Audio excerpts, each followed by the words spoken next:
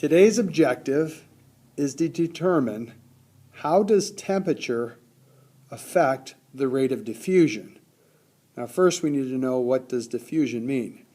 Diffusion is the spontaneous movement, that means spontaneous just happens, spontaneous movement of molecules or particles from an area of high concentration, meaning there's a lot of them, to an area of low concentration.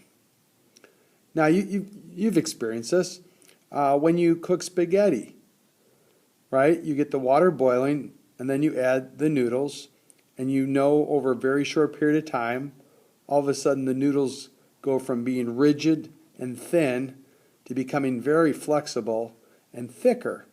And what's happened is water has diffused into the spaghetti where there was less water molecules. So water always moves or from an area of high concentration to low into the spaghetti, making it more flexible.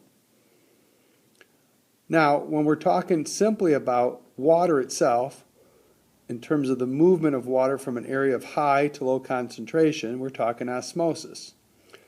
Okay, now here's my challenge for you.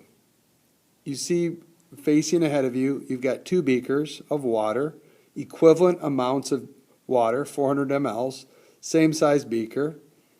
Everything's identical, so it's a very controlled experiment. However, I would like to know if you can tell which beaker has the colder water. Now, of course, initially you'd think, well, if I have a thermometer in there, you could easily determine that. Well, we don't have thermometers. So now what I'm going to do, and see if this can help you with your answer, I'm going to drop a couple of drops of food coloring into each beaker, and I'd like for you to watch what occurs. And based on your observation, you should be able to determine which beaker of water has the colder water and which beaker has the warmer water. Here we go. Drop. Here we go.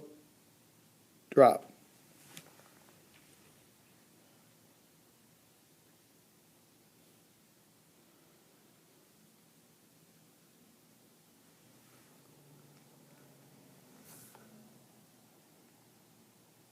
Can you tell which beaker of water had the colder water and which one had the warmer, and why?